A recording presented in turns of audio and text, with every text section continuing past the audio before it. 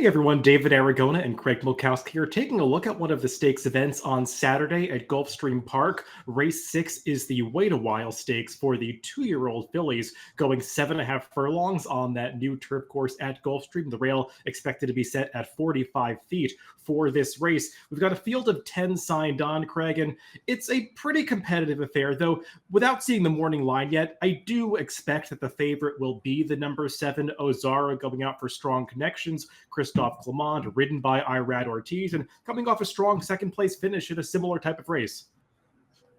Yeah, it would be hard to argue with that. I'll leave the morning line projections to the professional and yourself, but I would tend to agree it will be Ozara. That's proven to be a strong race, which we'll talk about when we get to her. Another horse that could take money is the 10 Buttercream Babe. She's actually coming out of the Breeders' Cup Juvenile Fillies turf. Wasn't much of a factor that day, but definitely getting quite a bit of class relief in this race. And some others are moving up in class out of maiden races, so many horses coming from different directions. Before we get into the main contenders, let's take a look at the Timeform US pace projector for this race. And it does feel like there's quite a bit of speed signed on, Craig, especially among those horses that are stretching out in distance from sprint races. Some of those horses stretching out from sprints have shown speed in those shorter races, so you'd imagine they're going to go forward, stretching out to the 2 turns for the first time. So it would not be a surprise if this race heats up a little bit on the front end.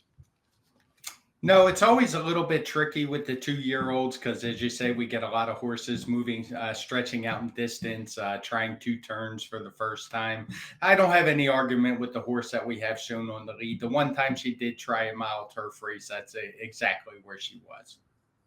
Yeah, hard to make pace projections in these races where the horses are so lightly raced, so we'll see how the trips work out for a few of these. Let's go through the contenders in post-position order, beginning with the number 1, Cairo Street, and we'll take a look at her last race at Keeneland when she broke her maiden in her 4th career start and ran pretty well to get the job done this day. She was basically 3 wide around the turns, was able to wear down a leader, Luz Divina, who had already had some positive experience under her belt.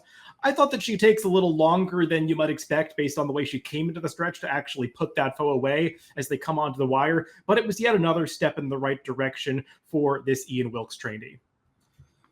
Yeah, I thought she ran fine. You'll note that very slow first quarter, which maybe made it a little bit tougher for her to get by lead as all the horses had plenty of kick left. So I thought she ran a good race given the conditions. She didn't really save any ground, and that particularly came into play during the middle parts of the race where it sped up.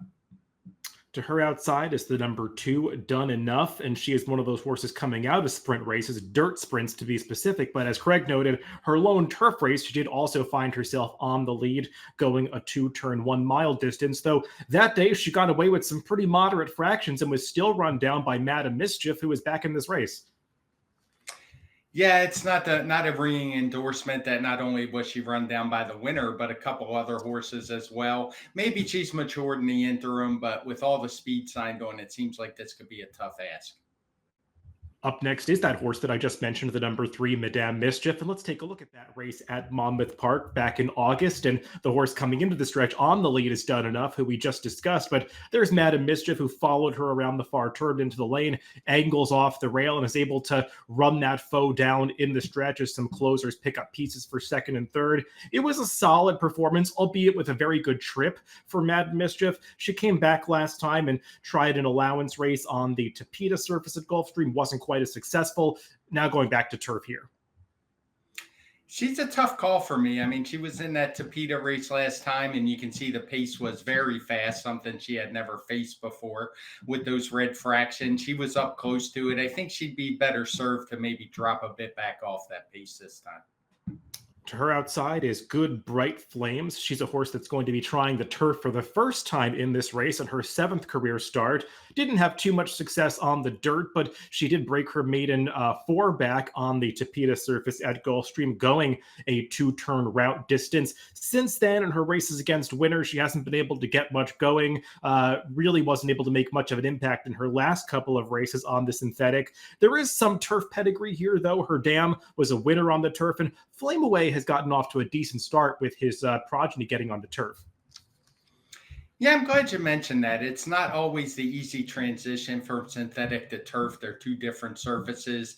The problem with this one for me is she just is too slow so far. She hasn't really improved at all. Maybe turf will wake her up, but I'd need a pretty good price for this one. Another horse making that same switch from synthetic to turf is the number 5, Great Venezuela, and we'll take a look at her most recent victory on the synth. And the most positive thing you can say about her, Craig, is that she's already run some really fast races, so she just basically has to transfer that form to turf as opposed to take a big step forward with the switch to turf. And I like what I've seen in each of her last 2 victories. To me, she looks like a horse that has that real extension, loping, turfy stride that should be able to handle the switch to grass. And there is some pedigree here as well. Neolithic, Florida-based sire. He wins with 13% of his progeny starting on the turf. And then the Dam, she raced almost exclusively on the turf. All 5 of her career victories were earned on the turf. So there definitely is some evidence that this one might be able to handle the surface switch. For sure. I mean, it's definitely on the breeding side. The issue with her, I would say, is that she's stretching out a full 2 furlongs. There is some breeding that indicates she could do it. I'm wondering how much of a price she'll be given her stellar record so far, where she's just ahead from being undefeated. Yeah, these connections set out a horse with a very similar profile a couple of months ago. Grand Mo the First, coming off a couple of synthetic sprints, shipped him out to California to try one of those Breeders' Cup prep races. I believe it was the Zuma Beach, and actually ran third with a little bit of trouble. So a little bit of success with this move for the barn in the recent past. The number 6 is Milliot, who is coming in from Ireland. She made her debut at Dundalk and now will be going out for a different barn in her second start, switching to Jack Sisterson in the U.S. Craig, I did go back and watch that race at Dundalk. She was basically in attendance to the pace most of the way, was able to wear down a leader who I believe was the favorite of that afternoon, going away at the end. Now she's going to switch to the turf and does have pedigree for it. Kodiak, obviously a strong turf influence for sprinter miler types, and appears to be trading well in South Florida.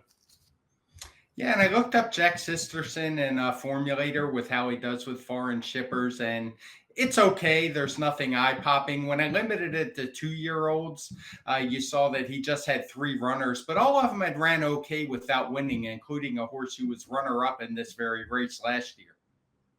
And I did watch that most recent workout down at Palm Meadows when she went the 5 furlong distance. She was actually in company with a Danny Gargan horse named Torigo, who is, I believe, still a maiden, but a 3-year-old who has run some nice speed figures that would certainly make him one of the contenders in this race if he were competing against the 2-year-olds. And she was easily best over that older rival. So a horse that has definitely shown some ability in the mornings training for this first U.S. start. The number 7 is Ozara, the horse that I think we expect to be the favorite in this race. We'll take a look at her most recent start in the Chelsea Flower. And Craig, she ran well this day, but I just have a little bit of a problem with the fact that she lost because she got such a good trip and ride from Dylan Davis, saving ground on the turns, angled out seemingly at the perfect time at the top of the stretch to kick away from this field, and just got run down by a horse in Living Magic who was a big price this day, a horse that it looked like Ozara had put away at the top of the stretch and was able to come back and beat her. And to me, it's twice in a row that she's sort of traveled pretty well and then come up empty in the final 1/8 of a mile. So I worry a little bit about that, but maybe the cutback to 7.5 furlongs is really going to help her. Yeah, I was wondering if that's exactly what the trainer's looking for here, a little bit less distance, because I think she's pretty good. There's some talent there. Her speed figures are clearly the best in the field. And when I pull up this race in the Timeform US charts, we've had 3 run backs. All 3 have matched or improved their speed figures from that last out. So I think it's a legitimate effort, and I think she's clearly the horse to beat. Up next is the number 8 Mist, who's going to be a long shot in this race, and just a horse who's trying turf for the first time. If nothing else, she's probably going to be a pace presence if she handles the turf at all, because she's shown some speed in sprint races on the dirt. I just didn't see a ton of turf pedigree here, though, Craig. No, she's a horse. If for some reason she were to scratch, it could change the pace quite a deal, quite a bit. We have her shown back even second, but I wouldn't be surprised at all if this one leads, because looking at her PPs, I don't see what else the plan could be. And all those red fractions in dirt sprints indicate she's very fast if she handles the turf. Another horse who could be forwardly placed is the other Christophe Clement runner, the number 9 Beach Cruiser. Let's take a look at her most recent start at Aqueduct. And she was actually beating males this day, breaking her maiden going the 6 furlong distance, though doing so in a New York bred field. So she'll be stepping out into open company for the first time. This horse seems like she really took to the turf. The Dam side pedigree really leans towards turf. The Dam has produced another horse that races for these connections named Silver Skillet, who was a New York bred stakes winner going a mile on the turf. So definitely pedigree for this one to handle the slight stretch out. Just has to work out a trip from this outside post after enjoying a pretty favorable pace scenario last time. I guess the one upside would be that even though she basically went wire to wire last time, she did so in slow pace and showed she could rate a bit. So there's no reason to think she has to go to the front. Maybe she could use that early speed she has and tuck in behind horses. And then rounding out the field is the number 10 Buttercream Babe. Let's take a look at her race 2 back when she was narrowly beaten second in the Surfer Girl, prepping for the Breeders' Cup Juvenile Fillies turf on this occasion.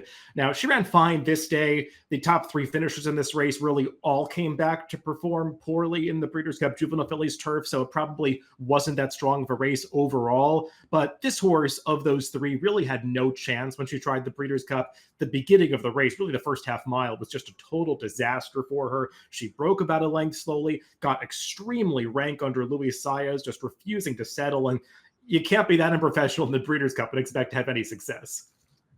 No, not at all, particularly in a field that big. And though she's run decent speed figures, I think the 10 post could really be a hindrance for her. Going to 7.5 at Gulfstream, there's not going to be much of a stretch run. So she's up against it, but she has the credentials to win.